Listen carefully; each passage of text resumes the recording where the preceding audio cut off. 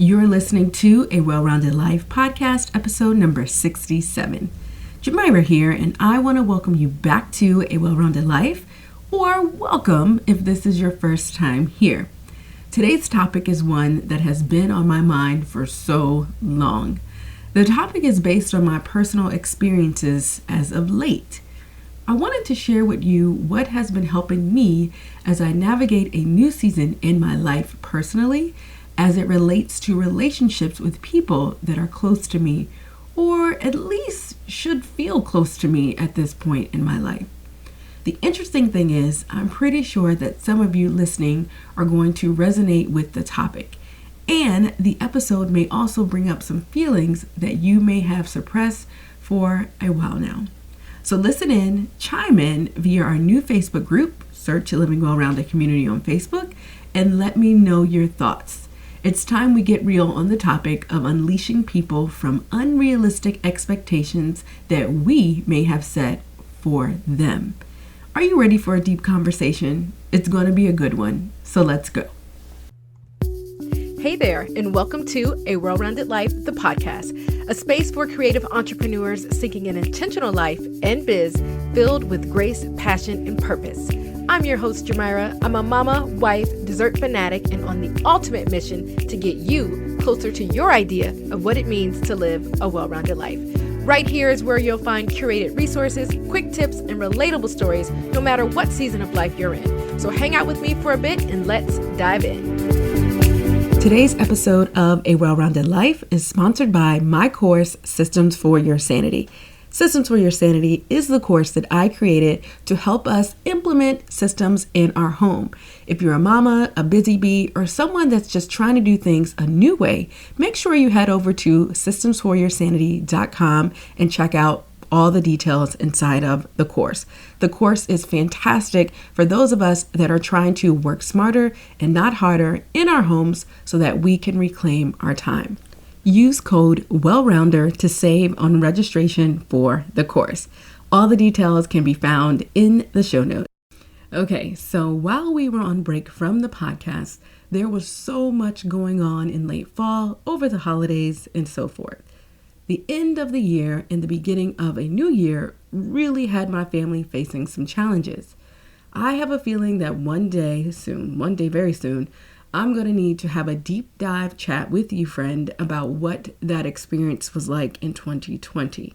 Specifically about my relationship with my biological father and the conversation that we finally had, and also my stepfather who raised me and all that was going on in that area. In dealing with the situations with my stepfather's health and finally having a sit down with my biological father after years of being estranged was definitely a roller coaster ride. Again, we will chat about that chapter at some time soon. But speaking of being estranged from my father, I want to get into the topic of toxic relationships with family members and friends. I know, a little sticky, a little taboo, a little uncomfortable, but it is a conversation that needs to be had. I've spoken about toxic relationships previously on the podcast.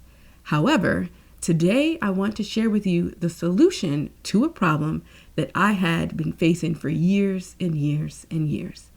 That topic is the topic of having expectations for people and then dealing with the aftermath of said expectations when they fail to hit the mark.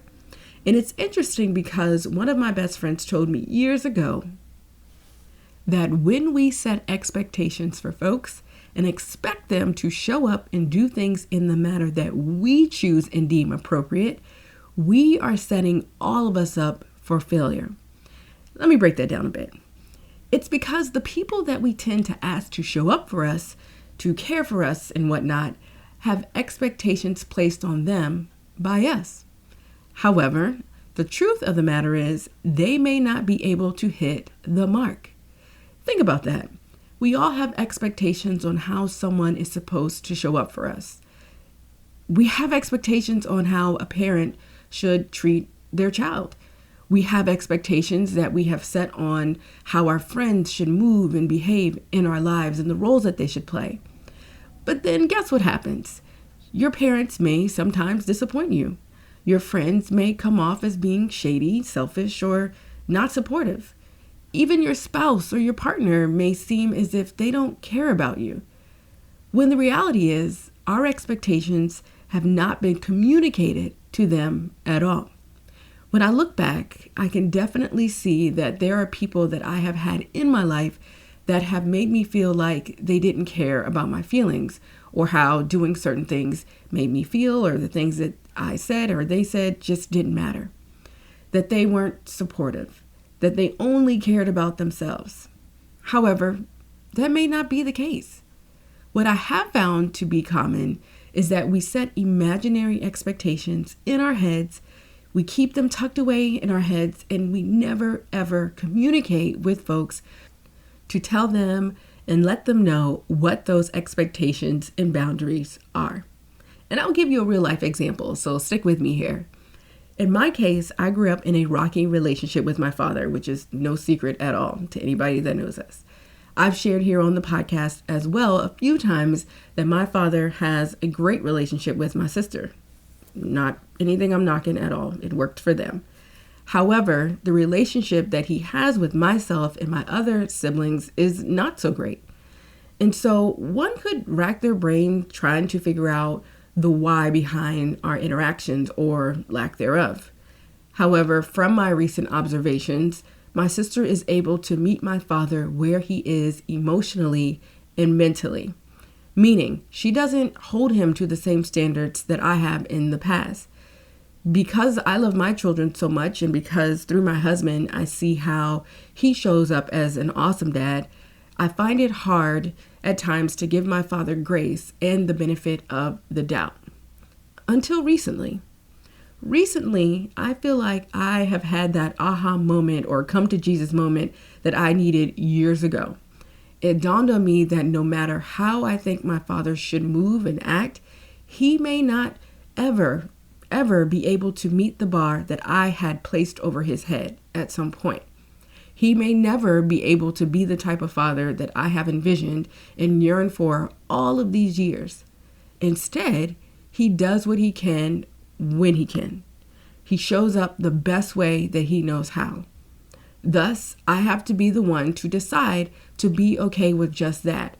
And if there's room for him in my life based on what he is able to give and to provide me. I have no control over how he will show up. I have no control over if or when there will be any changes. Instead, I have to decide if I am okay to take him as he is. If I'm okay accepting him for who he is and where he is in his life. He will never be the father that I expected him to be as a little girl once. But that is where I challenge myself and I say, who are you to set expectations on someone or something when they may not have the tools, resources, skill sets, or gifts needed to meet your standards, Jamira? So let me say that again. Yes, we can remove people from our lives if they are not treating us in a way that we feel is appropriate. I do want to make that clear. If people are just straight up disrespectful, rude, acting like they don't have no sense, remove them. I don't care if they're blood or not. It's just not healthy. But I do want to challenge you to really think long and hard about the people in your life that have been disappointing you. And you really think about it, it may not be intentionally. They may be letting you down and it may seem like it at times. But I really want you to dig deep and ponder the question, does said person have the bandwidth, the resources, and the gifts to show up for you in a way that you feel is appropriate? In some cases, the answer may straight up be no. Some people that we want to be less selfish or selfless or more compassionate or understanding and so forth may not even know how to do so. God may not have given them the gift that you have or that the person next to them has. Some people aren't equipped to put others before them. Some people don't know how to show up for us when we really need them. I'm not saying to not have boundaries and to accept whatever. Again, I'm going to make that clear. But instead, I'm encouraging you to have a conversation with someone that has failed to hit your mark and ask them if it is their intention to keep letting you down. You may be surprised. Ask them if they are aware that they are not living up to your standards as a parent, a friend, a partner, or whatever. Those that really love you will at least hear you out and even make an attempt to change the behavior. Some people may only be able to offer up an apology, which is what I got a couple weeks ago, and will continue to go on doing what they are programmed to do. But I will say in that conversation, I finally felt compassion, and I finally felt an understanding that some people just don't have the tools. So if you don't have the tools, you can't build something, you can't make it better if you're not equipped. So think about that analogy. You want someone to build a house for you. You want them to protect you. You want to feel safe in a place. But they don't have the tools to build said house, structure, or protection. They weren't given those tools. And so be okay with knowing that as long as you treat people in a way that you feel is appropriate, then that is all that matters. You can only rack your brain for so long wondering why a friend treats you a certain way. But again, you can choose if that friend, and then I'm putting that in air quotes, has a place for you in your life. If you feel like it's a one-way relationship, then something there needs to change. When people show you who they are, believe them. I know you have heard that quote time and time again. And I hope that as you get older, which has been my case, that, people can show you and show you and show you, but at some point you have to be the one to make the decision to remove them, or even, as my friends and I say, you put them in a box. We put you in a box. We know how you're going to act. We know how you're going to roll. And so we put you over there, and then it's up to us to decide to interact with you and take you out of that box when the time is right. So that has been my lesson over the past few months, that, talk is cheap.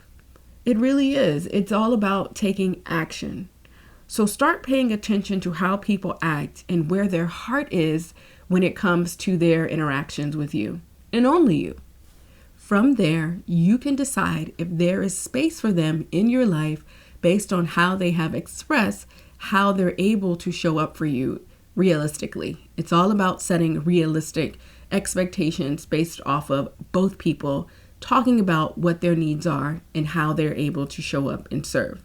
Meet them where they are and decide what feels right and what needs to change in order for you to feel that the relationship is mutually beneficial.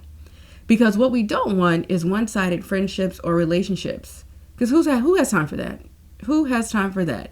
I know at this age, I do not have one-sided relationships or friendships because I know what my needs are, and I know that I only need to have people in my space that I can pour into and that will also be by my side as needed. So you have some homework to do, friend. You and I both have some homework, some soul work, and some conversations that need to be had, and some relationships that may need a little bit of tweaking.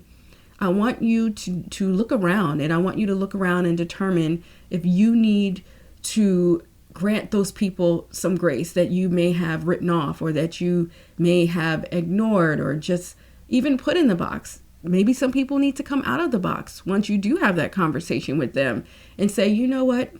I expected you to do this, and this for me. I expected for you to show up for me in this way or support me in this way.